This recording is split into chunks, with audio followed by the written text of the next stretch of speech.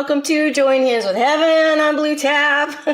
This is my Voices show. So thank you guys, everybody, for joining us tonight. So this is my Voices show, my interview show, where I bring on Christian influencers of all different kinds and give them a voice on this channel so that we can hear about what God's doing in their life, the messages that God has given them. And it's been so wonderful. And so I'm so glad to for all of you who are tuning in tonight for our show tonight. It's going to be really, really awesome. So I am live streaming simultaneously on Facebook, on YouTube, on X, on Instagram, and Rumble. So if you're on Facebook or Instagram or YouTube, you can say hello in the chat room or in the comments. So please say hello. Please let us know where you're from. Let us know you're watching. And during the show, please feel free to jump in and leave comments and questions for our guest tonight. And so speaking of our guest, I am so excited to introduce you to Amanda Wilcox, is the Uncensored Nurse. Let me tell you a little bit about her before I bring her on. The Uncensored Nurse. Hold on one second. There we go. There she is. All right. So Amanda Wilcox is the Uncensored Nurse. Now, she was a nurse until 2019, after becoming more and more disillusioned with the corporate medical world, as you can imagine. She decided to throw all that away and do her own thing. And so she has started her own business. And so she is a health coach, 7-figure mentor, business mentor. And she's also a co-founder of the Break Free Project that helps families reclaim their health, their homes, their freedom. And she's going to be telling you all about that tonight. So I've been friends with Amanda on Facebook for a little over a year, and I have just really, really enjoyed following her. She is a wealth of knowledge. She is a health guru, in my opinion. And she's just a spunky. I just love this lady. I think you're going to love her too. So without further ado, let me bring Amanda onto the show. And there she is. Hi. How are you doing? I'm great. How are you? Welcome. I'm good. I'm so glad to have you on tonight. I'm so glad to be here. All right. So what did I leave out in my introduction? What else do we need to know about Amanda Wilcox in order to get this show started? Oh, there's so much. Every time I think about this, I'm like, where should I start? At the very beginning and the middle? Like, where's the place to begin? So I feel like I always lead with the fact that I'm a nurse. I think because I just ended up branding myself the Uncensored Nurse, because I started talking about all the things that a lot of people weren't talking about online. And for whatever reason, please Jesus, keep making this be true. I never got reprimanded, slapped on the hand, thrown in Facebook jail, had my accounts taken down. I just had more and more and more followers. Wow. And my best friend she's on her 3rd Facebook. She's we are no strangers to Facebook jail and things getting shut down. But I was like, I'm the Uncensored Nurse. Like, I can say whatever I want. And I just keep getting more eyeballs on my stuff. So I guess that means that I need to keep talking about it. And so let me break in just a minute so people understand. So this was back in the Uncensored Nurse started in 2019, correct? So you went through, you're talking about all through 2020 and that whole time period when they were really cracking down. And you were talking about like the vaccine and all of that stuff, like telling the truth about stuff. So, and I didn't realize that you never got put in social media jail. That's incredible. I did once. I got a 30-day sentence. I couldn't go live and I couldn't post in groups or something, but I never, you know how sometimes you go on Facebook jail and you can't use your Facebook for the whole amount. So that wasn't it. I just couldn't go live, which I wasn't going live anyway. And I couldn't post in groups. And it was from a Hunter Biden meme that I posted 3 years ago that they finally caught up with me about. Of all the things. I was like, of all the things I've talked about, that's the one. Goodness. Okay. That's crazy. That's crazy. Yeah. Well, it seems like things are really changing now, like especially on Facebook. I saw the post that you did. Oh, I don't know, a couple of months ago. And you're like, let's test out this new freedom of speech thing that Mark Zuckerberg is talking about. And it had this long thing of all of the conspiracy theories, and well, it's still up there. So I guess it's still up, and it's up on Instagram too. So we might be onto something. All right. So what else do you want to tell us to get started? So I come from a long line of nurses. My mom's a nurse. She's a nurse practitioner now, but she was, I watched her go through RN school. Her twin sister's a pharmacist. All of my cousins are nurses. My aunt, I come from a medical background. So much so that when I was younger, when I was in high school, starting to figure out what I wanted to do for a living, I was like anything but healthcare. Like literally that I didn't want anything to do with healthcare because I just wanted to be different. I didn't want to follow in the same path. Not that it's not a noble profession, but I was like, I just want to do something different. So I spent a year in college and had no idea what I wanted to do, changed my major 3 times. And then I went back home with my tail between my legs. And I was like, okay, I'll go to nursing school. Can I live with you? Because at that time, this was 2005, roughly. I knew what it entailed. I knew that I could go to school, get an associate's degree for relatively inexpensive, and be guaranteed a job when I got out. So I was like, no brainer. All right, I'll do it. So then I was in healthcare and I did I was trying to find my niche that I liked in healthcare. So I did med surg, I did orthopedics, I did ER, home care, travel, management. I did everything. And it turned out that I just didn't like healthcare. That's what I came to figure out after going through all of those things. So the switch into being the uncensored nurse that I am now is I was living in upstate New York and I was the director of an assisted living facility. I thought that would be the best job ever. It was the most stressful job that I ever had. Because I wasn't just responsible for patients, I was responsible for staff and scheduling and management on top of everything else. Wow. But when I was there, 170 nurses were fired from Albany Med in July of 2019 for refusing the flu shot. Oh. So my wheels started turning because I was not educated on vaccines the way that I am now. Right. I didn't know a lot of what I know now, but back then I just knew I didn't get the flu shot. Wow. I just never did. And I was like, I need to figure something out so that if this comes an hour and a half west and hits my county and this happens, I need to be able to put food on the table and keep a roof over my family's head if I lose my job. Because before COVID, I was on I will quit my job before you make me put something in my body. That's where I was prior to 20. So you were already there and already starting to get suspicious about the jab stuff. Okay. Yes. So I was like, I need a way out. So I started building this online business, and then it's by the grace of God, I left nursing in the end of December 2019. Yeah.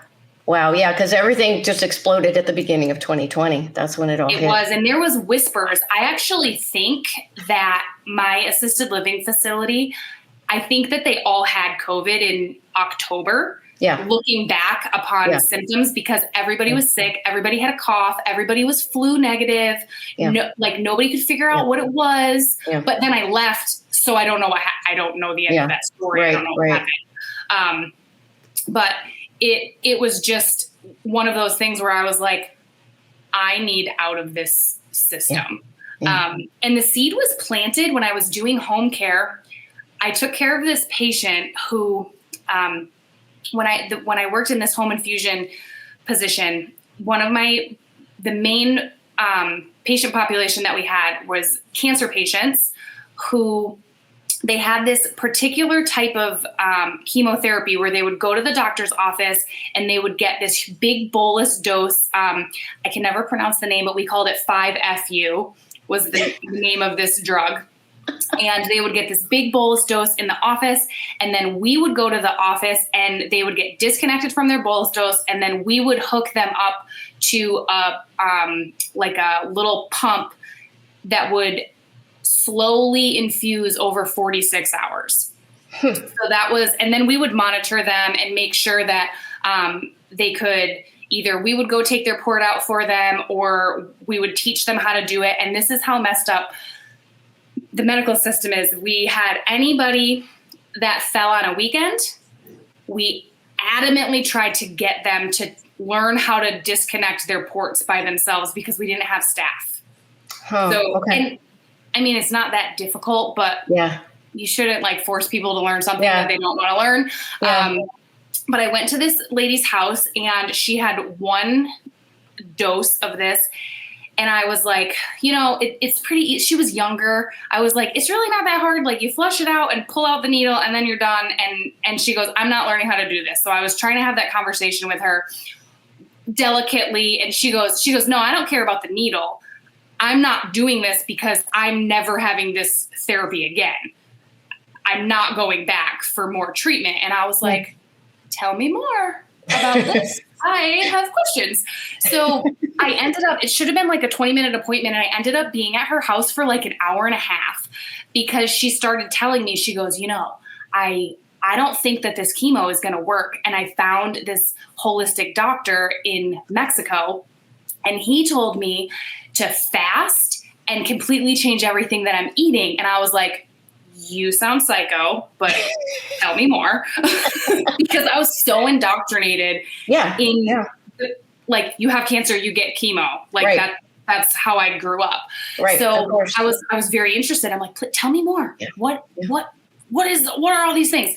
So she told me all of this stuff, and she was going to go to Mexico and see this doctor, but she was going to fast and then only like a juice cleanse or something. And she told me about the series, The Truth About Cancer. And it was a YouTube series, a bunch of doctors, and they started, I went home and I locked myself in my office and I started watching these videos, and I will never forget, it was football season. My husband's watching football and he comes into my office. He's like, what is wrong with you? Why are you crying? I was like a heap on the floor because I was watching all of this, and I literally in my soul, I knew, I'm like, I'm killing people.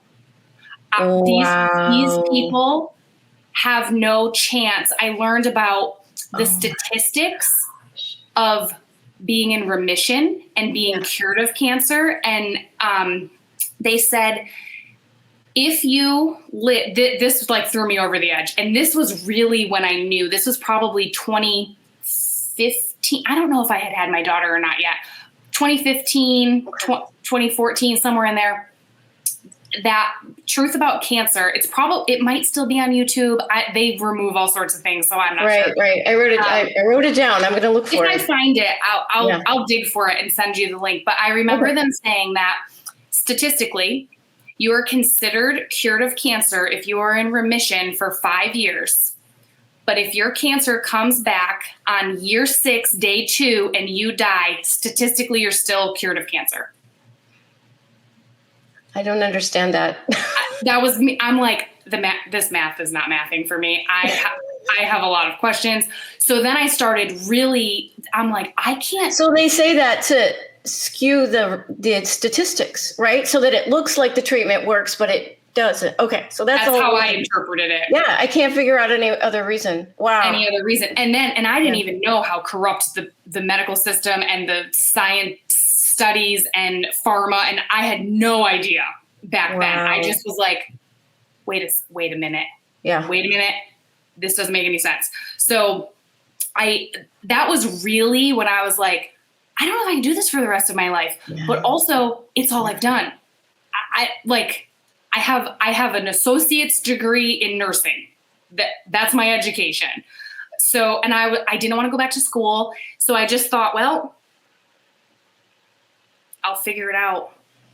I don't know. And I also, this is another conversation. I did not know God back then. Yeah. I just was like, I guess I just have to forget that I learned this so that I can go to work. I don't know what else to do. Right. Right. And I was kind of distraught about it, but then I had to pick myself up and be like, well, I don't know. Okay. I mean, this, what am I going to do? Yeah. Quit and go work at Walmart? I don't know. I just was so baffled by it. So I had that in the back of my head. And then the whole flu shot thing came around. Yeah. And then my daughter was injured by her well visits, but I didn't know it right away. It was like a looking back on pictures and the record. Yeah. And like retrospect looking. And I was like, wait a second. So were you able to tell us any more details about your daughter getting injured? Was it a vax injury? Yeah, I'm pretty sure it was the MMR. Okay. Based on my sleuthing. So she was born. I also think that she had, I think that the Hep B at birth also caused a problem. Yeah. But I did not like connect these dots until she was 3.5. Okay. Wow. So the damage had been done. Yeah. But when she was born on a Sunday night. So it's weekend staff. It was an on-call doctor who was from the practice that I left. So that was irritating to me, but he was the guy that was on call. Mm-hmm. And when she was born, she had a little facial droop, a little bit. And then it got worse when she cried. And they noticed it, and they had neuro look at her, and they basically said, because of the way that her face was smashed into the placenta for so long, that she had a little bit of nerve damage. And as long as it didn't cause a problem with her latching and eating, then it was fine. And that made sense to me I was at that point in my life, I was on the page of, I'm a nurse, and if you don't follow the schedule for your kids, you're dumb. Yeah.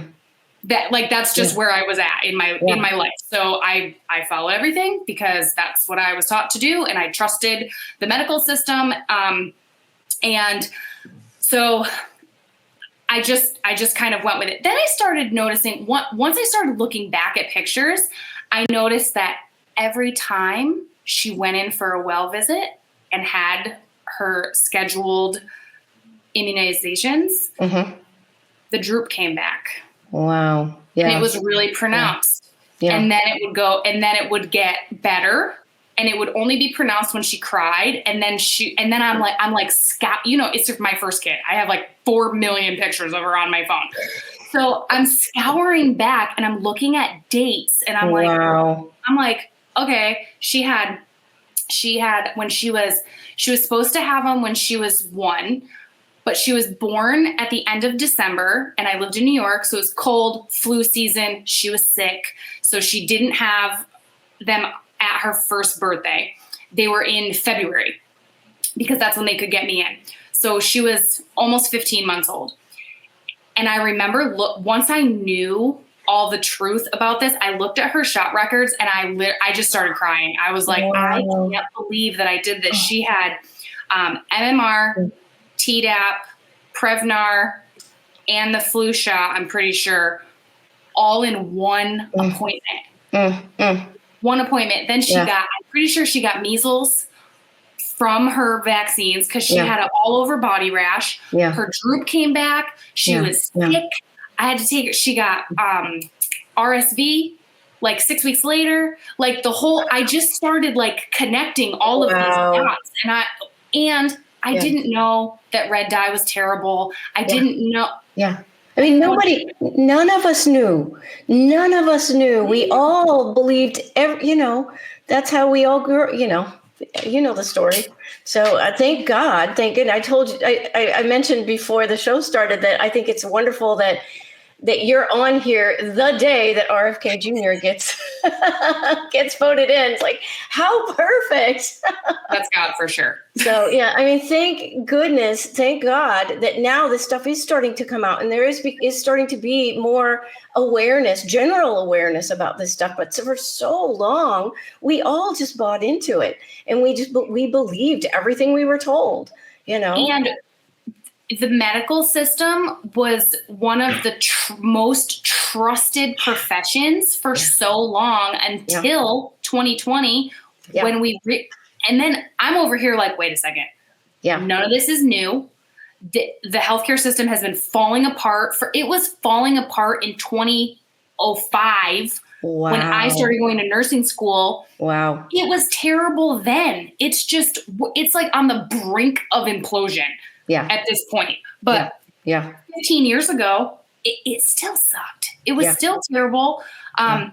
But when you go into healthcare also, and if anybody listening is in healthcare, you know, that's just normal. It's normal to be overworked, underpaid, understaffed, underappreciated. The world is exploding around you, and you have to pick yourself up by your bootstraps and get the work done, because who else is going to do it? And that's how healthcare works. And it's just gotten worse and worse and worse. And I think the younger generation of nurses, and my mom's still she works as a nurse practitioner. So she's been a nurse since 1992 or 91. So she's now seeing all of these newer nurses come in who are, you know, your, what is that young generation? I forget. I'm getting old. Gen Z. The Gen Z nurses. They don't put up with it. They're like, I'll go work at McDonald's. I do not care. Absolutely not. No. And I'm like, I wish we had that kind of tenacity. We were just like, whatever.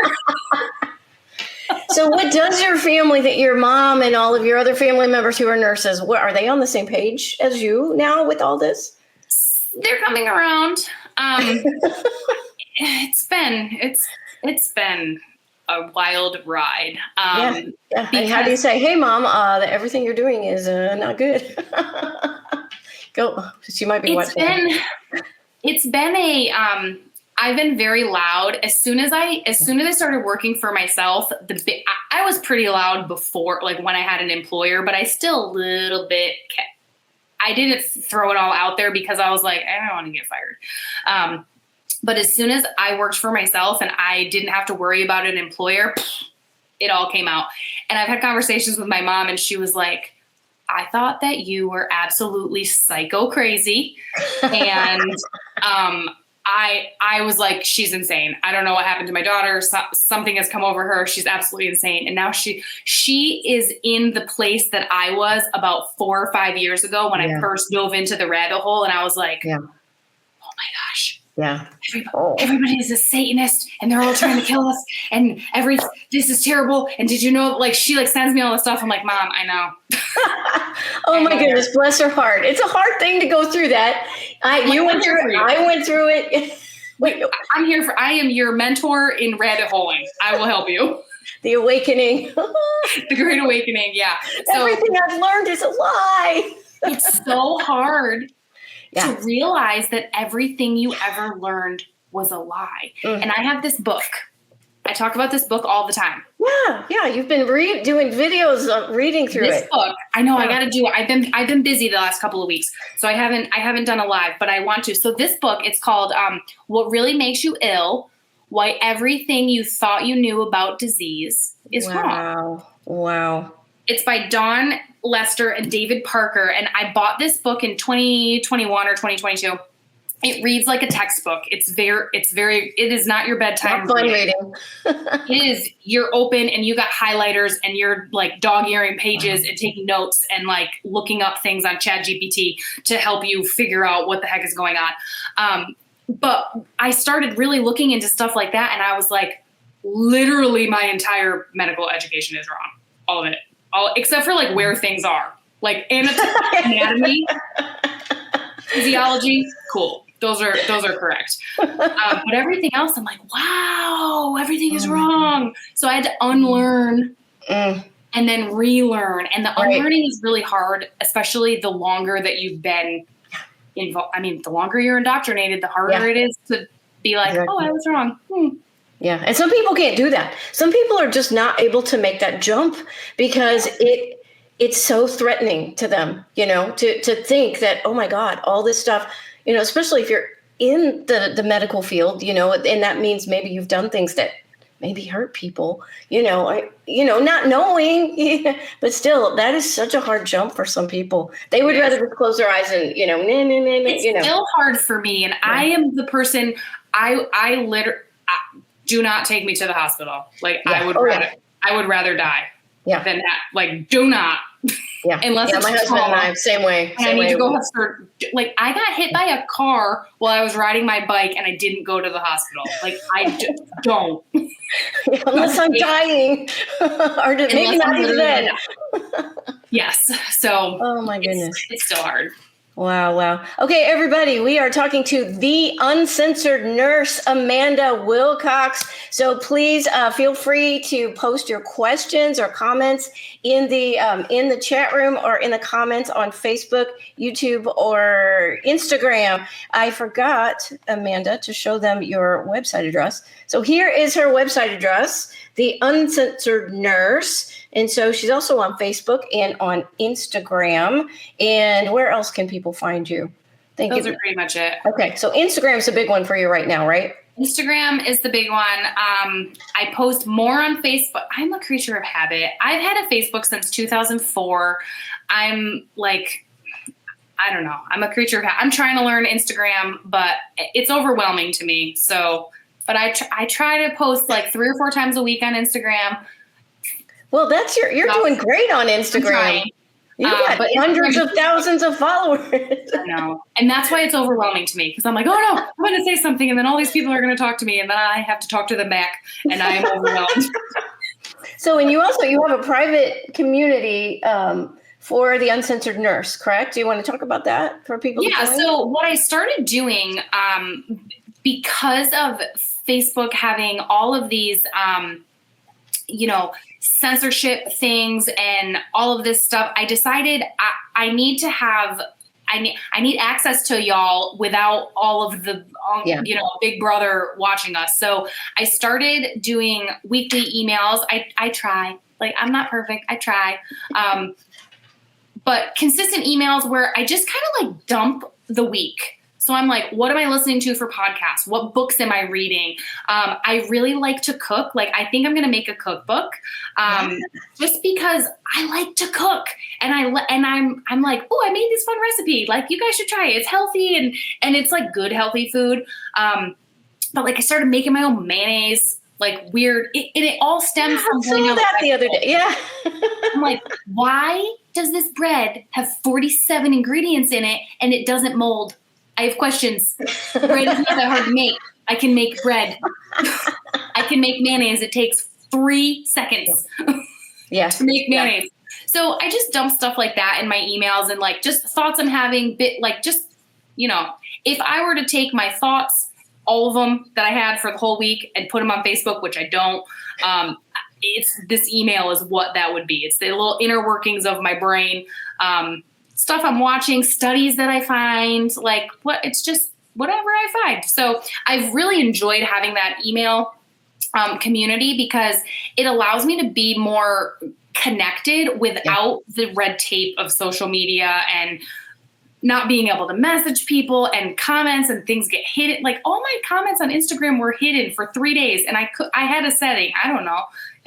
All my comments were gone. I'm like, I don't know what happened. I found the setting. Maybe I put the setting on. I have no idea. The comments are back. So that's my emails, the Uncensored Lounge.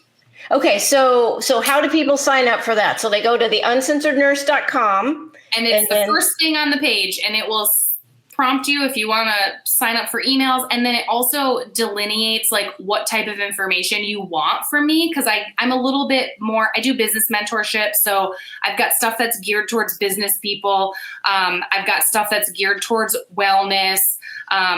Or if you're like, give me everything. I just want it all. Then we've got the all stuff. So it's very simple. My website is very simple. I I tried not to, sometimes you go to a website, it's very busy and I get lost and I'm like, there's so much. Where do I go?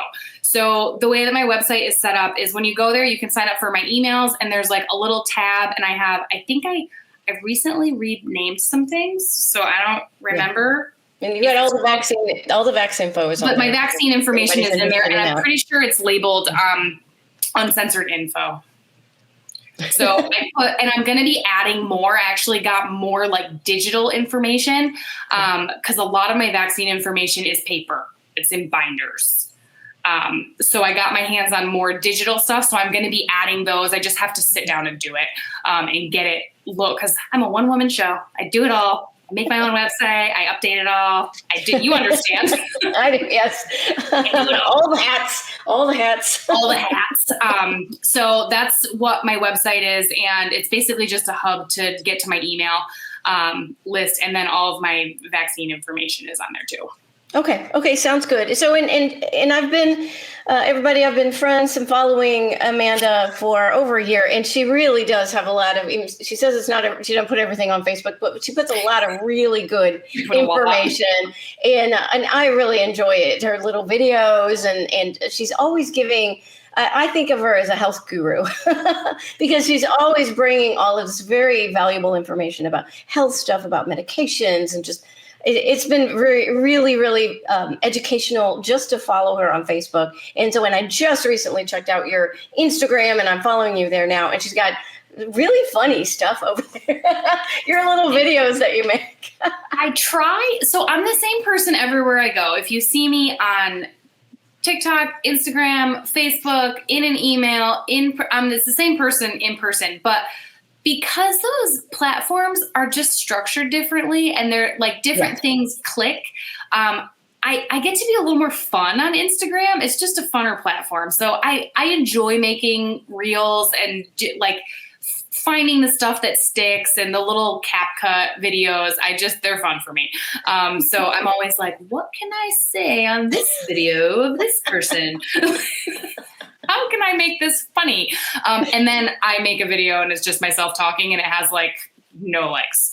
So I'm like, oh, I see what the people like, not my face. Got it. Oh, that's funny. You're on TikTok too. Am I correct? TikTok? I wouldn't say that I'm on TikTok. I have a TikTok account, but I don't post anything on it. I'll look for you. I posted 2 things on TikTok.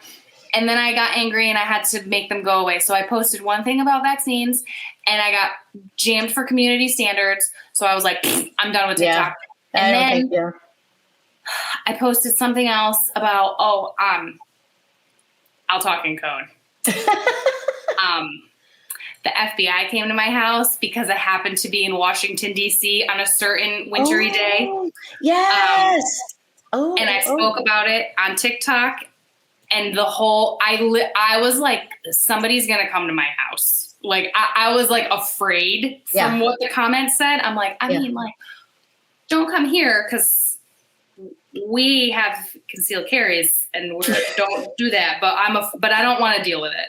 So I just delete, like, I'm like, I'm not, these people on TikTok are psycho. I'm not. It's different. I'm not handling that well. So you've got to tell us the story. Tell us the story in one of your emails. You can do that. So, so this is the Jason. I will. thing. It's on my list. I just, with the whole, like, we're allowed to talk about things now on social media. Yeah. My best friend, I let her do things first. That's why she's on her 3rd Facebook. Yeah, I still have mine.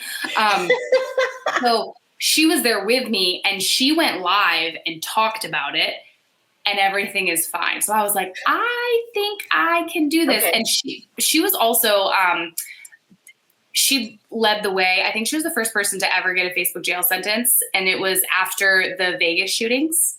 Oh. She went live and talked about it. She had a group called the War on Truth. And it got shut down. Her Facebook has disappeared. But she started all of that. She drugged me down the rabbit hole. She's like grabbed my leg and was like, I am not watching this stuff alone. I'm like, okay. Why me? All right. That's fine. A good friend. My best friend. I'm not joking. Wow, I want to know who she is. I want to follow her on Facebook. She finally has her own real Facebook now. She used her husband's for years, 4 years. She took over her husband's Facebook account. So everybody thought she was a tranny. But she was not, because she was Thomas Springer on Facebook. Amber Marie is her name. So she was actually getting him put in Facebook jail. I know. We're a whole vibe over here. Oh my gosh. Yeah, that's funny. Well, I'm looking forward to seeing your story because you had posted, I don't know, a couple of weeks ago. I was testing. Everybody want to hear my J6 story? And I'm like, yes. And then so Facebook wants to hear it. Instagram wants to hear it. I'm going to have to figure out how to like go live on both of them at the same time. And you just can do that in StreamYard. And just tell it. That's how you do it. And I'll email it out too. It's on my list of things to do by the end of February. Okay, good. Okay, well, we're looking forward to it. Okay, let's look at some comments. Can you see the comments? I'm gonna we got lots of comments here. Let's see if there's any questions for you. Let's see. Everybody is sitting around in their comfy blankets and fleece because it's cold all over the place. Okay. Let's see. We've got Nixie's here. Michelle is here. Renee is here. Lewis is here. Justine Butler. You might know her. Yeah, I do know Justine. Hi, I know her too. This is our common friend.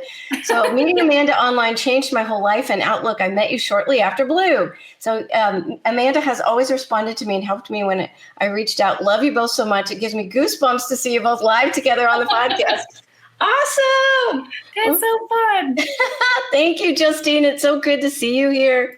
Okay, let's see. Ramona is here. Nixie says, always follow the science. And I know he is joking. Always. He says, even when the science is sketchy. It's science with the $S. Yes, exactly. Okay, so here Lewis, hi Lewis, says, have you heard of this? Acaic tea, I don't know how to say that, is a Native American herbal tea. Let's see, a nurse in Canada was curing people. I'm new to the herbs game. Okay. I've got actually one of my favorite books that I'm still learning. And it's funny because I'm on the page of, I'm like, don't take pharmaceuticals, but I'm still there's so much to know about natural remedies and herbs. And it's almost like taking a pharmacology class, except you have to take an herbology class. Yeah. And there's just so much. So I just keep digging and learning and digging and learning. Yeah. But there's a book called Herbal. Hold on. Oh, here it is. Herbal Antivirals. This is a really good book with a lot of really helpful information. And then there's another one that's called Herbal Antibiotics. So there's antivirals and antibiotics. Okay. Natural remedies. Yep. It's the way to go. Yes. My husband and I are, we're homesteaders. And so we raise as much of and grow as much of our own food as possible. So animals and plants and, as organic as we possibly can be. And I have another homesteading friend who is much more into the learning about the herbals, and she makes tinctures. And out of plants that she's grown, and she has like a whole set of different tinctures, and she's done all this research to find out which tincture for which thing, and she'll give you like a little chart, and they work. It's amazing. It's just amazing. We use my staple that I always use is oil of oregano. It's not oregano. I'd always have to make the distinction. It's not oregano essential oil, because that also exists. This is different. It's a tincture, not an oil. And you can make it yourself. I'm not the make it yourself. I really try. But I can only do so many things at once. Yeah. So I buy it from like your local crunchy store will have it. And what we use it for a lot in my household is ear infections. My daughter still, I think it's residual from her vaccines. Honestly, she gets ear infections a lot, and she was swimming for a while. And that just, the chlorine in the water gets in the ears, and she just had ear infections quite frequently. And my holistic doctor, I was seeing a naturopathic doctor for an actual ND for a couple of years, and I'm really good friends with her. And she told me all of these things. And she said, if you take the oil of oregano and you put, depending on the size of the child and the size of the ear, and just disclaimer, because I do still have a nursing license. If you think you might have a problem, and you should check with your doctor, and like, if you think there might be a ruptured eardrum, don't be putting stuff in your ear. But other than that, and this being said, I've used this on my daughter multiple times, and it works.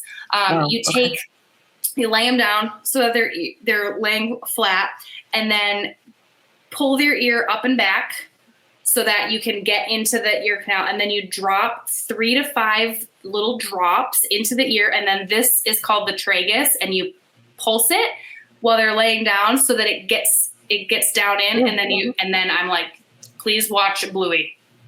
10 minutes. Don't move. Stay. And she's like, my neck hurts. I'm like, you have a pillow. So you keep them down as long as possible. Right. And then the other one that we use is tea tree oil. Okay. This is the brand that I use. And if you take it and you just I use it undiluted. I just put some on my fingers and then rub it down starting at the lymph nodes next to your neck, under your ear. And you just massage it down. And she literally asked me, she's like, my throat hurts. Can you do the oil thing? Yes, I can do the oil. And that's tea tree oil. Tea tree oil. It's called Melaleuca oil. How do you spell that? MELALEUCA. Make sure it's pure. There's a lot of counterfeit trash. Right. Melaleuca oil, and then oil of oregano, which is a tincture. And you can take oil of oregano internally. It just sucks. Because oregano is a hot oil. It comes in capsules. I still have the bottle, and I'm cheap. It's like $40 for this little tiny bottle, but I've had it for 5 years. So you don't need that much. It lasts forever. But I'm like, I'm going to use this until it's gone. But it's really, really it's very hot. So kids won't take it, but I make my husband take it. With V8 juice. Yeah, I know my friend, the tincture set that we had, the best one I think was the peppermint tincture that you just took it for everything. But it also included one that was, it was peppers. What is it? The kind of pepper, I can't remember. What is it called? Starts with a C. Why can't I think of it? A really, really hot pepper. Is it the capsaicin? No, it's a regular. It's something that you buy at the store and put on your pizza. What is it called? It's the red pepper. It'll come to me. Maybe somebody can tell me in the comments. But anyway, I was terrified. It even she put a little warning on the bottle.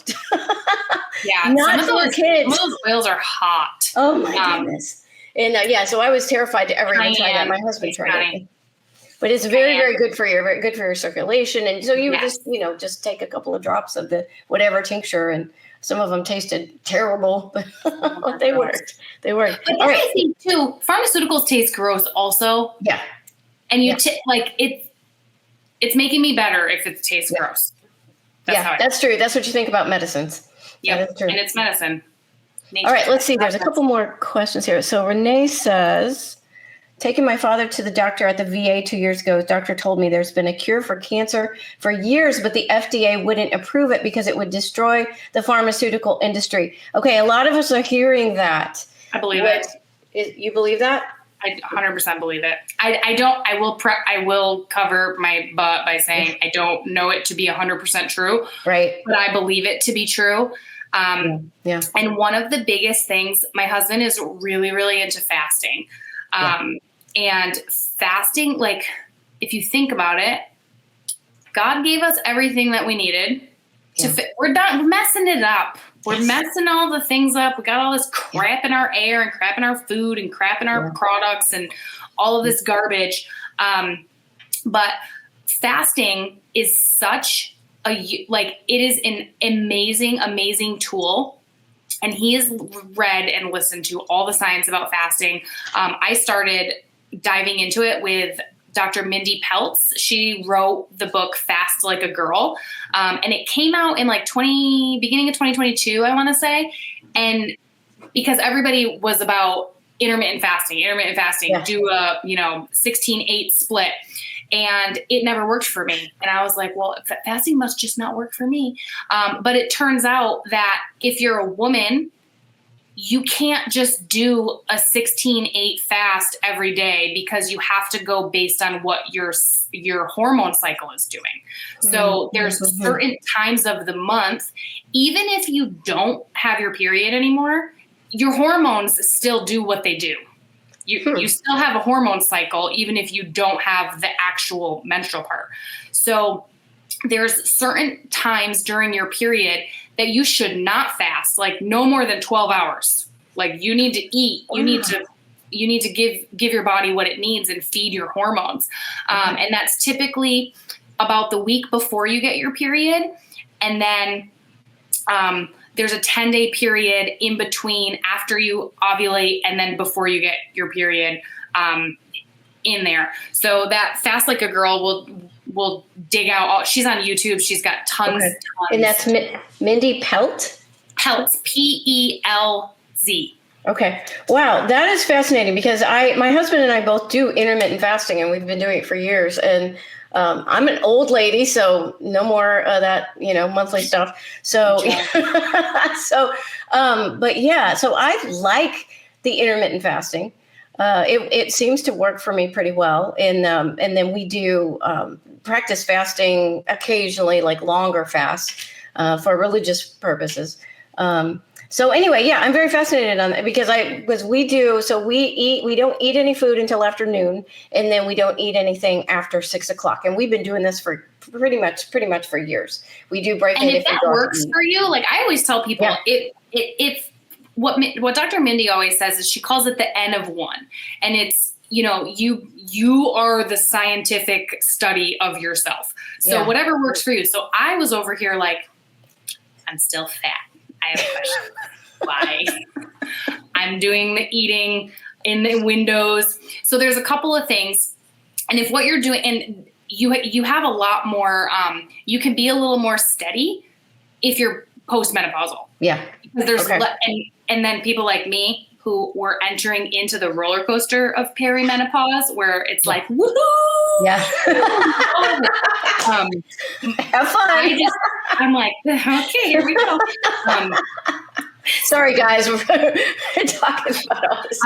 But with fasting, and this is true if you're a man or a woman, you got to switch it up. Okay. So it's called metabolic switching, and it's turning when you can metabolically switch, you will change your body from burning fat to burning sugar to burning fat. Okay. And burning ketones eventually is what ends up happening when you fast for a long period of time. And you need to be able to do both. You can't live, in my opinion, I don't think that anybody should be living in ketosis for long extended periods of time. I don't think that we were made to do that. I don't think that our genetic makeup was built to just live in ketosis forever. But I do think the switching is very important. Yeah. So what we try to do, and I have to work around my cycle, but basically what my husband does is he'll pick 3 or 4 days of the week where he won't eat until around lunchtime, like 11, 12 o'clock.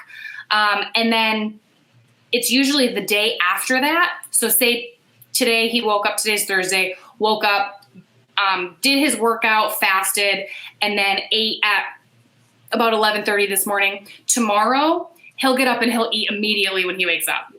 Okay. Because then your body never knows what's happening. Your body's like, I better burn all the things, because I never know. Is she going to feed me or not? I'm not sure. You better burn. So you got to keep your body guessing. You got to keep your body guessing. And then for health purposes, I know a lot of people do extended fasts for spiritual reasons, but they also have enormous health implications as well. So if you do I'm not sure exactly of the statistic, but it's high up there. So if I misquote, don't come for me. But if you do a 3-day fast once a year, so 72 hours-ish or longer, once a year, it will decrease your chances of getting cancer by like 70%. What? 70%. What? And it's because your body goes in. I'm going to get really sciencey now. I have listened to podcasts about this, and Gary Brecka is also really, really good. I'm writing all this down. Wow. Gary Brecka is a wealth of knowledge. But when you fast for that long period of time, so once you go over the 17-hour, you're going into autophagy. So your body's eating its own fat. But once you cusp over into that 36, 48, now 72 hours, your body goes and cleans up what's called senescent cells. And they call them zombie cells. And they're basically pre-cancer cells that they're wrong. Something's messed up with them. They're not doing their job. They have a greater chance of replicating and turning into a mass that turns into cancer. Wow. They're just like these little zombie cells that are floating around in your body. And when you fast for that 3-day period, your body literally goes on a hunt and goes and finds all these cells and cleans them out. Wow. And when I learned that, I was like, and just once a year. That's all you have to do. Once a year. And so this would be a water only fast? Water only. Okay. We do coffee because we are psycho. But nothing in your coffee. So just no cream or anything like that. No cream, no stuff. That's amazing. I can do that. 72 hours. And then, so what Dr. Mindy says is usually what ends up happening with people that do a 3-day fast, once that 3 days kicks in, you feel so good that you go to 5. Yeah. Because after you get past, we've done a couple of times done longer fasts, and you get to the point where you're not hungry anymore, and you do feel hungry. Your brain, you feel like a superhuman. Yeah, you feel so clean. Yeah, you're very on point. You're on fire. So, that 3-day fast, and even we've noticed that fasting will help it. We can tell a difference in our inflammation in our body. Yeah. Just by fasting. Like Matt has shoulder issues, and he can tell. We just went to Mexico on a leadership event, and we drank by the pool and did the things. And he's like, I can tell that my shoulder's bothering me because I was having a bunch of Coronas by the pool, and I, too much. So he fasted when he got home, and now his shoulder's fine. And I have back problems, and I can tell a difference. I can feel it after I fast. My back feels so much better. I come home, I'm like, I need to fast. I need to fast and stretch. Yeah. That's so my husband and I, we kind of do keto. We were really strict on keto for years. And I lost like 40 pounds and have kept it off for, at this point, 8 years or more. That's awesome. Just from the keto. Now we have such physically active lives as homesteaders, taking care of animals, carrying water buckets and stuff. So we don't have to be as strict. But when we get off the keto and eat a lot of carbs, we feel it. It's just, we just feel terrible. Yeah. And if you're eating carbs, if the carbs that you're eating, I try to, I'm not perfect. I'm not going to lie. I'm probably going to have some ice cream after this podcast because it's in the freezer and I've been wanting it for 3 days. So I'm not perfect. But as a general rule, I feel like when people ask me for dietary advice, and this is what I teach my 9-year-old, like, did God create it? And is it in the ground? And can you just go get some from the earth? Then you should eat that. And so she's like looking at herself. She's like, how much of this is from the earth? Like, what's on your plate, darling? And she's like, well, I got berries and fish and a cucumber and a piece of bread. I'm like, okay, quiz time. Which one didn't come from the earth? She's like, well, we had to make the bread. So, and it's just this, and these things come to me because I'm raising a child Yeah. who is asking questions, and I'm trying to teach her these things about her life. Like my mom didn't know that vegetables didn't come out of a can until she was 20 because she grew up in a city. Yeah. And they were poor. And so when I was little, we always had fresh vegetables from the market because she like screeched the car to a halt. She's like, wait a second. There is broccoli on the side of the road. I have questions. I need to buy it. I don't know how to cook it, but I'm going to figure it out. So I grew up with a mother who was learning how to cook actual real food. Wow. Yeah. And I want to keep that going with my daughter and like just letting her know, because so many people don't know that it's Frankenfood. All the stuff that's in the grocery store, like you go in the middle, none of it's food. Yeah. Don't get stuff from the middle. Stay around the outsides. So, and that's one thing we do as homesteaders. We grow as much of our own food as we can, seasonal, but, then can and ferment and stuff like that. And it tastes so much better. People have no idea. I go out and I pick stuff for a salad for lunch, and I pick it 5 minutes before I eat it. And so it just 5 minutes before had all the nutrients and everything coming up through the roots, and and it tastes so much better for you. And people just have no idea. So many people spend their entire lives and they've never eaten a garden fresh salad or a vegetable they just went and picked off the vine. You don't know what a real, like a strawberry is not supposed to be this big. Yeah. Like they're little, they're babies. Yeah. And carrots are not, they're not normally all pretty shaped. No, carrots are ugly. They're lumpy. Oh my goodness. All right, let's see. I want to ask you about your faith journey, because let me see, where's my question here? Yeah, because you just mentioned this recently. You grew up without God and you got saved after, and here's your words, an undeniable pull to explore God, his word, and follow him. And I love this, an undeniable pull. So can you please tell us more about this? Yeah, so I grew up, I was the kid that went to all of the churches with all of my friends, because we didn't go to church. So my grandmother's generation, they went to Catholic church. And then my mom didn't go to church, and it stems from, like, I feel like church is always the problem. It's never God. It's never Jesus. You can talk about it. It's okay. My mom had me out of wedlock when she was 19 years old, and she thought that she needed to have me baptized as a baby, because that's how she's like, okay, I got to get this baby baptized because that's what we're supposed to do. Yeah. And she couldn't find a church that would baptize me. Yeah. So that turned her off to religion. Yeah. Which makes sense. Yeah, understandably. Yes. Understandably. So she finally did find a church that would baptize me. So I got baptized as a baby, but I never went to church. And then it just, I like dabbled around in high school, and I would go to church with my friends, but they all got, had their confirmations and did all that. And I didn't. And I just remember, I was like, I have a lot of questions about this. Like, why can't I go up there and get communion? I'm here. Like, the whole thing was very weird to me. So then I got out of high school, and I haven't told this story in a really long time, but I feel like this is the perfect place to tell it. I was living with one of my friends from high school. We both went to college and didn't know what we wanted to do, and our moms were both nurses, and we both came home together with our tails between our legs and went to nursing school together. And we lived together. And we were having this conversation in the kitchen of our tiny little apartment.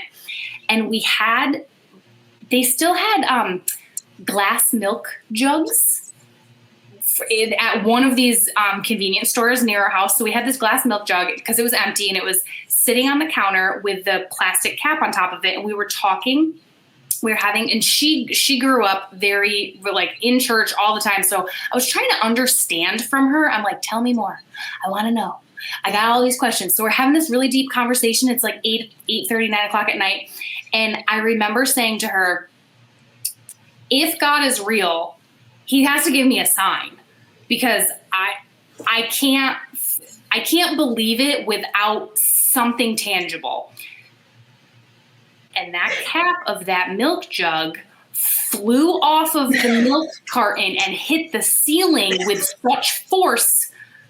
There's no other way that it could have happened. And we got in the car and like went to go try to find a church that was open at 9 o'clock at night. To go sit in a church. I don't know right now.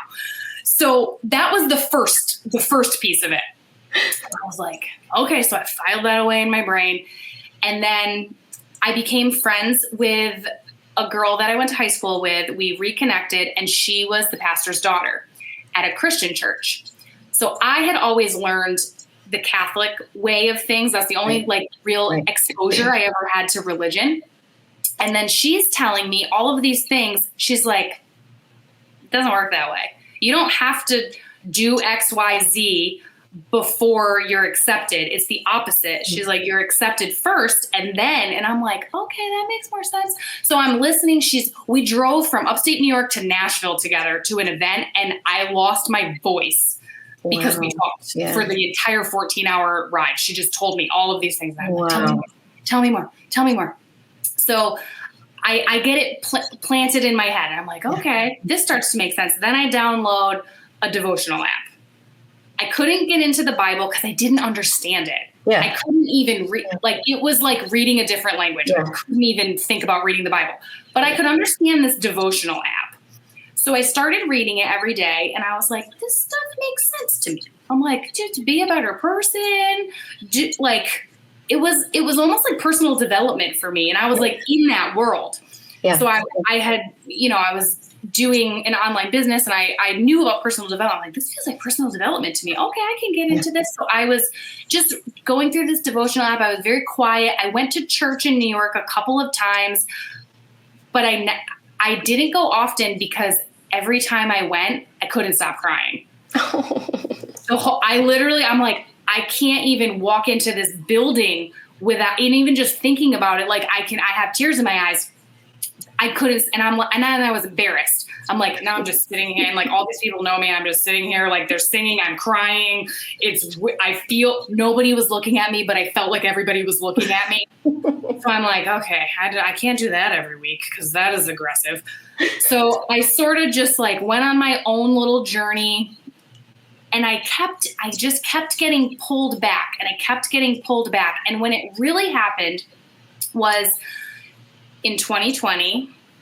I was really, my best friend was like, she was going to Africa and doing mission work. And there was a point, there was a sort of a breaking point with us where she was like, wanted me to come to God so badly, but I was so resistive. Yeah. And I just, because I thought that I had to be a different person. Yeah. Yeah. And you do kind of. Like you are born again, and there's all of that. But I thought that I was going to have to be a different person, and there was a lot of things that I didn't want to give up. Yeah. So I just kind of went back and forth, and I was then I got a Bible, and I'm like, I got to read this Bible. Okay, I have it. I got like this pretty one with like flowers on it, and like places to take notes because I'm a note taker. So I'm like, if I'm going to read this Bible, I got to take notes. And then I met somebody when I moved to Wilmington in 2020, and we were both way down the rabbit hole, like aggressive. And she grew up in a Christian church, and she said to me, listen, if you're going to start reading the Bible and you are down the rabbit hole, start with Revelation. Oh my goodness. I did. Oh no. I don't know if I would have suggested that. It was exactly what I needed, though. I don't recommend everybody starts in Revelation, but that's what I needed. So I read it, and I'm like I'm like, this is where are we? Where are we? So I'm like reading the whole Revelation. I'm like, okay, the good people win. Okay, that's how I like got. I'm like, this has to be true. This whole book has to be true because the end is true. So I'm like, okay, we're living in end times. Okay, so then I'm going through, and my team, we really built each other together with this online business. We built really heavily during COVID. So there was a lot of people who were coming to their faith. They were coming back to their faith. They wanted to be baptized, and churches were closed. So they couldn't. So we do leadership retreats and different retreats, usually once a year, sometimes twice a year. And my best friend Amber said, we're going to baptize whoever wants to be baptized on these retreats, because where else are they going to get baptized? Like, they're asking me to baptize them because they can't go anywhere. So we're in Myrtle Beach. No, we weren't in Myrtle Beach. We were in Gulf Shores, Alabama. We were at this retreat. There's 60 women in these 4 condos on the beach. And she just, this is how I knew it was the Holy Spirit and God and everything. She was like, I have no idea how many people are going to want to be baptized. She's like, I'm just going to buy a bunch of, because we give everybody a shirt when they get baptized, and it has some sort of saying on it, and then it says "but God" on the back, and the front saying changes depending on what year it is. So she just bought all these random shirts in random sizes. She had exactly the amount of shirts that she needed in all of the exact sizes. I did not know that I was going to come to her at that retreat, and I'm not going to cry now. I was watching everything, and we did the baptisms on the last day. So I'm going through everything, and I'm thinking about everything, and I'm like, all these people are going to get baptized. And I'm like, I really feel like it's time. I need to get baptized. So my best friend since I was 16 years old, who I'm pretty sure is the one that prayed for me the most out of anybody, baptized me in the Gulf of Mexico when it used to be that. The Gulf of America. The Gulf of America. But there was a whole bunch of us, and every single time we baptized people, and that was the beginning. And she got a lot of flack from it, and she goes, "It says right here in the Bible. Right here." And I'm like, okay, I'm like, I trust you. I'm not the one. And as soon as I came up out of that water, I have a video. It's on my Instagram. My friend Kristen took a video of every single person that got baptized. And as we were standing there, it was me and my friend Rebecca and my other friend Charisse, and they were all surrounding me, and the waves, like, we kept having to wait to put me under because the waves were so strong. Like, it was almost like the devil was like trying so hard to make it not happen. And I remember, and anybody who's been baptized as an adult, you know this feeling, but I was a different person. Yeah. In an instant. Yeah. As soon as I came up out of that water, I was a completely different person. And one thing that I struggled with for a really long time was I was sexually abused by my stepdad, and I could not get rid of it. It was just overwhelming, looming, and I couldn't get rid of it, and I couldn't get rid of it. And she had us hold rocks before we all got baptized, and she was like, whatever, you have to throw it in the ocean. You have to leave it at the cross. That's like, it was the metaphorical cross. We threw it in the ocean, and that's what I threw in the ocean. And it's still there. It's always there. But it doesn't have a hold on me like it used to. And that was in 2020. I was also 33 years old when I got baptized, which I find to be also ironic. And I couldn't stay away. And then, I haven't told this story in a really long time. My husband grew up Catholic, and now he reads the Bible more than I do. He gets up, he reads the Bible for like an hour every day. And my daughter knows Christ more than I do. And I remember Amber saying, my way to get you to follow Jesus is to get your daughter to believe in him. Mm-hmm. And she was 4 when we moved to North Carolina. And I put her in a Christian preschool. mostly because they were the only preschool that wouldn't make her wear a mask. That was really the biggest reason. And we started going to church there because it was the only place that felt normal, even though it was so far removed from anything that I knew. Because I didn't grow up in church. It wasn't like, oh, I'm back at church, I feel normal. I was like, these people are normal. No, like it just felt like it was normalcy. And Reagan, no, it like makes me so emotional because and she can't imagine. She's like, Mom, you didn't know Jesus when you were a kid? I'm like, no, no, I didn't. And she cannot process that in her brain. Yeah. So I wasn't expecting to say all that. Thank you so much for sharing that. Thank you. I did not know we were going to go there, and that blessed me a lot. We knew that the Spirit would lead us wherever we needed to go. Yes, amen. Yes, I mean, that's the way it works. So, wow, thank you for sharing that. So amazing. A lot of stuff to unpack there. I want to ask you a few more questions. So, I think one of the most amazing things is being able to experience Jesus through your daughter now.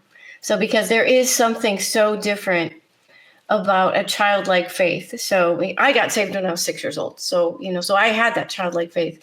And it's so different because we get, adulthood just like pushes out so much. We learn to, we lose our wonder, our sense of wonder. We lose our, we become pessimistic. But a child doesn't have any of that.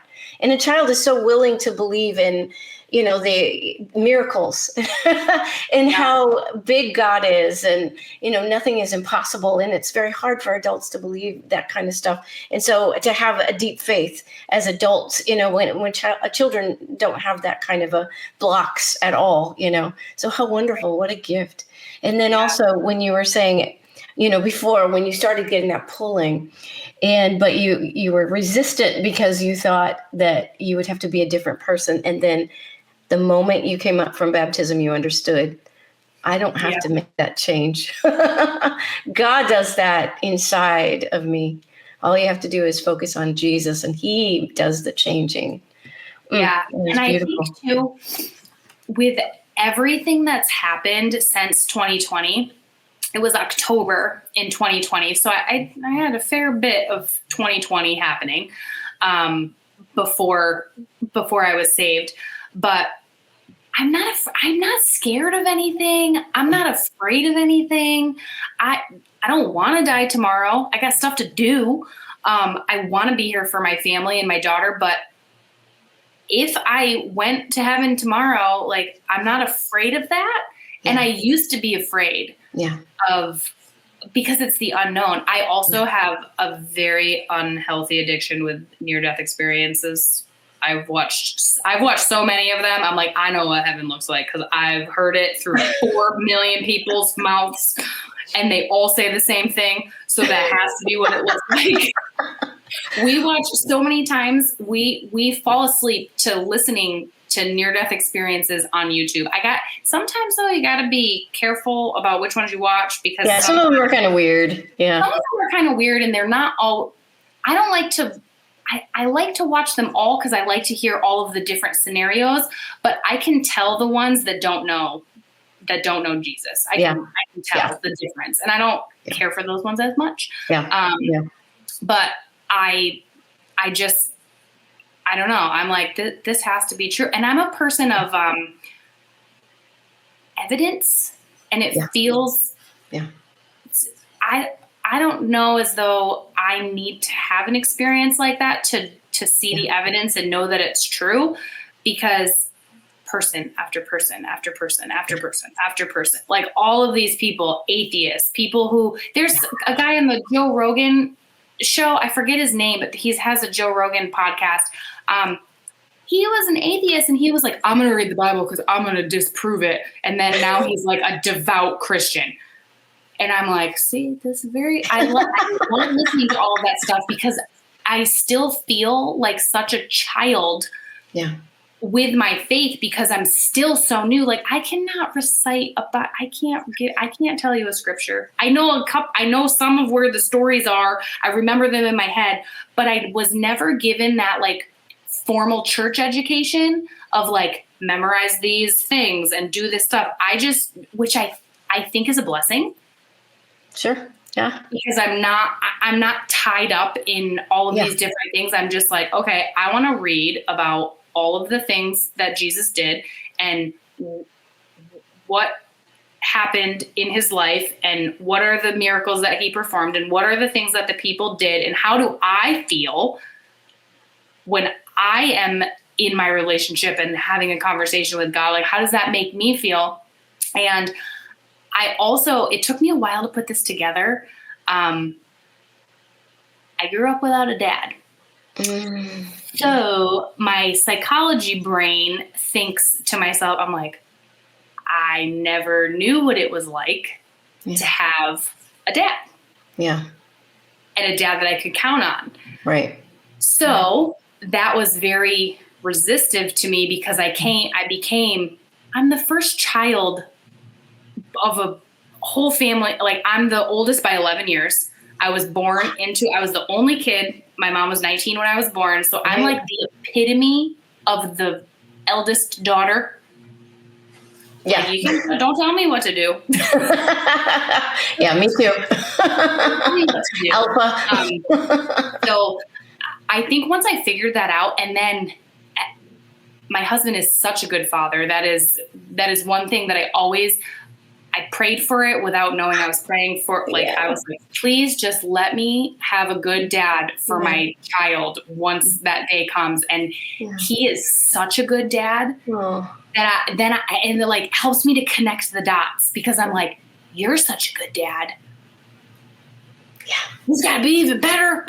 That must be how this works. So it's like all of these little puzzle pieces have fallen together for me. Yeah. But it's been a wild ride, to say the least. That is beautiful. Thank you for sharing all of that. Thank you. Gosh, we only have 15 more minutes. I can't believe it.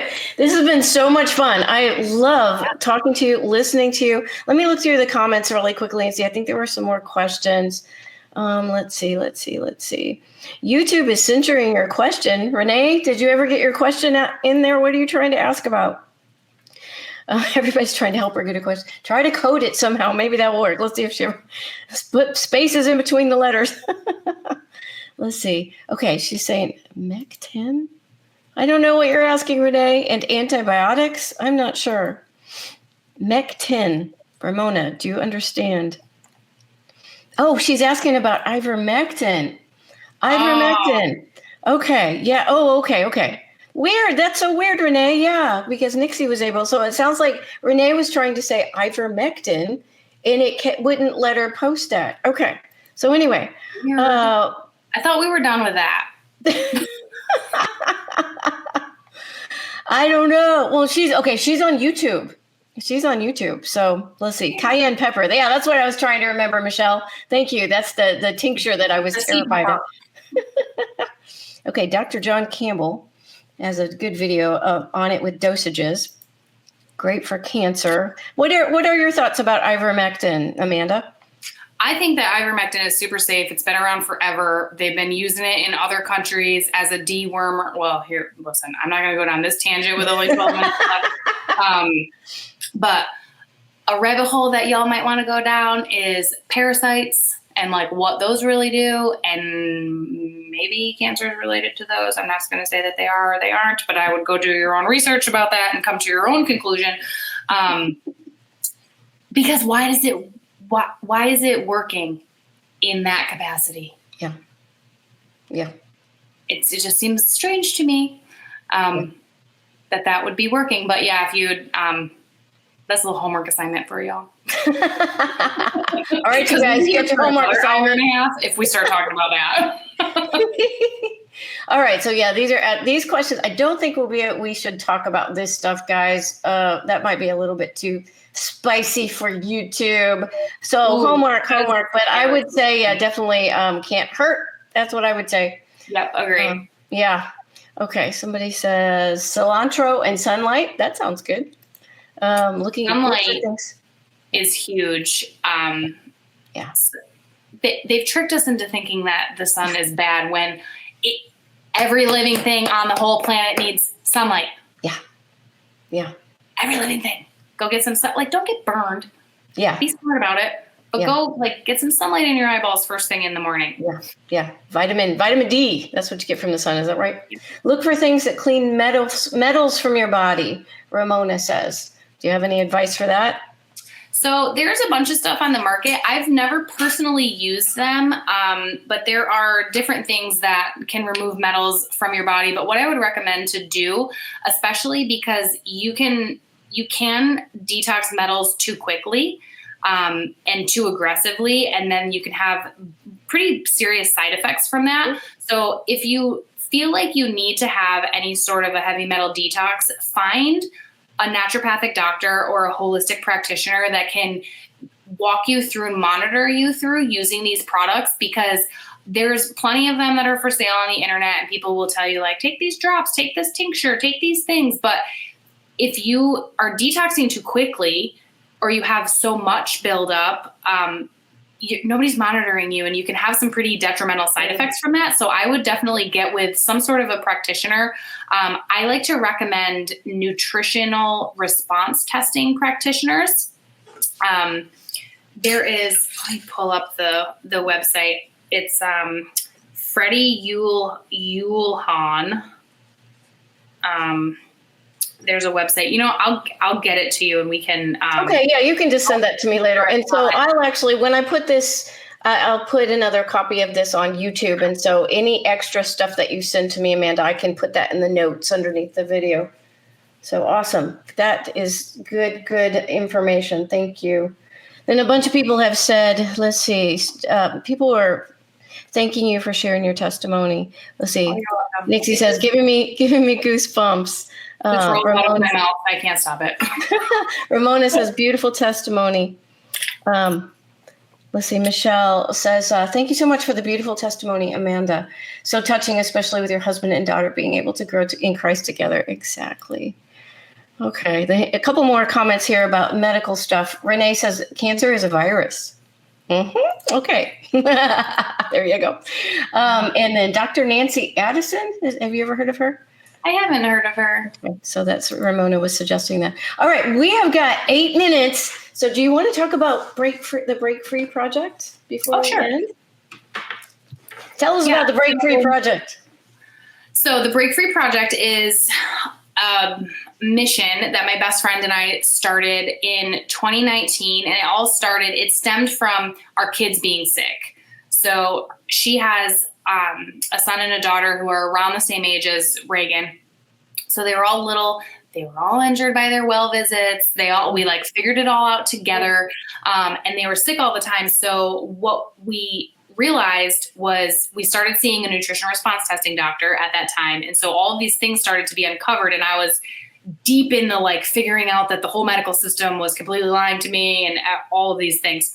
And we were like, I never thought about my environment and the products that I used and the things that I sprayed in my home and the soap that I used and lathered on my body and washed my clothes in and washed my sheets in and all of these different things. And what I learned was all of these products were causing detriment to our health. So they were messing up my hormones, and they were causing Reagan to have all sorts of respiratory issues. I was like the Febreze girl. I had the air fresheners and the sprayers and those unstoppable bead things that you put in your washing machine. I just wanted everything to smell good. And I also was in healthcare, so I didn't think that anything was clean unless it smelled like bleach. So all of these things are so toxic to us, and I had no idea. And then I started learning about it, and I learned about the lung study, which was done in Europe. They studied over 6,000 people, and they followed them for 20 years. And they found that using regular national brand cleaning products once a week, cleaning your house, causes the same damage to your lungs as smoking a pack of cigarettes a day for 20 years. Wow. So I was like, whoa, okay. Wow. So I found this store that had all of these products that we needed. And we were like, okay, this is cool. It's a American manufacturer. We can support American made products that ship to our door. And then they also had a referral portion. And we're like, we're going to buy this stuff anyway. Let's tell our friends about it and see what happens. So the Break Free Project was born. We were called the Hot Mess Success back then because we were, there was a whole lot. We've learned a lot and come a long way. But we started telling other people about this store, and then we built this whole organization of people who now our whole mission is breaking people free. So I was able to break free from healthcare. I've been doing this full time since 2019. We have other investments, but this is my main career. And I get to do education and marketing for the largest online wellness store, help people with affordable solutions. A lot of the information that I share on my social medias comes from the research and development and the science side of this store. Everything just makes so much sense. So I learn all of this stuff and then I regurgitate. That's like what leads me to go down these paths. And so to join the Break Free Project, you can either just shop with us and be a happy shopper and get American made products for your home, get them shipped to your door, support. We talked a lot about RFK at our last leadership event. We're like super patriots. And then there's also an income opportunity if you want to join and partner with us and tell your friends about the store. And our whole thing is to help people break free of whatever you're living in, whether you're living in debt or you're living in sickness or you're living in disbelief of yourself. We band together, we work together. I do business mentorship. That's a huge part of what I do. I teach people how to use social media. I pour belief into them until they believe in themselves. And then, we turn around and we just keep rinse and repeating with people. And it's these same people are the ones that we're doing baptisms when we go to our retreats. Our team, like we're #ButGod is where because none of this would be possible without him. And none of us would be able to have the lives that we have here. And I get to do this instead of going to a hospital.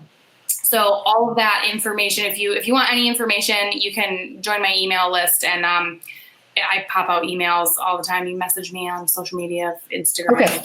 All right. So if people want to, I know it's a hashtag. So is that right? This is the Break Free Project, right? Mm-hmm. It's got the on the front. Okay. Just want to make sure because I've got that right there. So it's a hashtag. So if you use hashtags to search on social media, you can find lots of information there. So, but in order to get connected with that, people just need to join your email list. And they do that at the Uncensored Nurse. So check that out. I think Nixie said he already signed up. I know I signed up. So in the email list, all that, there's a private lounge area where you can get in there, and that's all free. And then you can get more information that way. So, all right. All right. All right. We've got 3 more minutes. Okay. We did it. So here is how we usually end this. I call it the 30-second wrap up. And so tell us the most important takeaway that you want everybody who's watching today, that you want them to take away, want them to remember from this interview with you in 30 seconds. Oh, this is a good question. And if you go over a little bit, that's okay. So my biggest thing always is question everything. Yeah. That's always been, don't take, and even things that I say, go research it for yourself. Part of being a nurse is teaching people to have informed consent. And that is on every aspect of your life. So go research things, go look at things, go dive into information. I have conversations all the time and I'm like, go look at it for yourself. There's Google and there's ChatGPT and there's all these different avenues for you to go research and go research things. That's how I started. Go research things that are important to you. And when you lean into the things that you want to know more about, it's gonna create this web, and then you just will naturally move into other pieces, and just go research it for yourself. Go ask questions, and God will lead you to where you need to go. One day I was like, wait a second. I need to pull out my camera roll and I got to look at these vaccine records and I have questions. And like, it just, because I was pulled to go look at that. There's never a coincidence. Yeah. Nothing's a coincidence. You just need to be your own advocate and stand up for what you think is correct in your own soul, because you'll know. You'll know if something's right or wrong, and you'll be able to, you'll feel so much better about yourself if you advocate for yourself, advocate for your family, and do the research so you have it to back up. So you have it as in there when you get rebutted by anyone. Awesome. Well, thank you so much. All right. So people can find you at The Uncensored Nurse right there. She is also on YouTube on Facebook and Instagram under Amanda Wilcox. And I think that on Instagram, people need to look up The Uncensored Nurse and they can find you. Okay. So that's easier. Yeah, I think that's how I found you. I looked up your name first and I wasn't finding you, but then when I put Uncensored Nurse, it showed right up. So you'll find my sister-in-law. Her name is also Amanda. There's probably lots of Amanda Wilcoxes, perhaps. So let me ask you a question. I would like to. A lot of times I end by praying over the person. Would you mind if can I pray for you? Yeah, and then after that we will say goodbye. So Lord God, I just lift up my friend Amanda. Lord, thank you so much for drawing her to you the way that you have, Lord. Thank you for her beautiful family and for her beautiful spirit, Lord God, and the way you are teaching her, and she is growing in you, and she obviously is excited about you, Lord. And so I pray blessings upon Amanda and her husband and her daughter and her, just all of the endeavors, everything that they're doing, the businesses, Lord, and just taking control of their health, Lord. I pray abundant blessings upon them, Lord God, that you would continue drawing them to you and just blessing them so abundantly according to your riches and glory in Christ Jesus, Lord God. And we just thank you so much for her beautiful spirit. Lord God, in your holy name I pray. Amen. Amen. All right, sister. Well, thank you so much. This has been wonderful. I've enjoyed this so much. So hopefully we'll have you on again sometime. And thank you to everybody who is here today, everybody commenting. I think we've gotten taking care of everybody's comments. All right, guys. So I'm going to go ahead and hang up. We're at 1 hour and 31 minutes. So I hope to see everybody on Tuesday. Honestly, I don't have any idea what I'm going to talk about on Tuesday yet. I have some idea. I was going to maybe start Revelation, but now I think God's telling me to do something else. So I'm just going to keep you in suspense and you'll find out on Tuesday. So, all right, guys, love you with the love of Christ, and I hope to see you soon. Thank you so much for watching Join Hands with Evan. I'm Blue Tap. If you have gotten anything at all from this video, please subscribe to my YouTube channel. Also, like and share this video. That really helps get this content out to more people. And please leave some comments. I'd really love to hear from you and get to know you better. If you're interested in keeping up with me and my writings, please sign up for my free email list by texting BLUE, B-L-U-E, to 33777. And we'll get you all connected. God bless you richly, and I love you with the love of Christ. Read My Demon, My Jesus, Blue's memoir about her suicide, out-of-body death experience, and her miraculous healing. Companion workbook, Chaos Calmed, is a guide to Christian meditative prayer and spiritual healing. Join Hands with Heaven, 6 prophetic visions, 1 event, 1 message. All 3 books available on Amazon.com.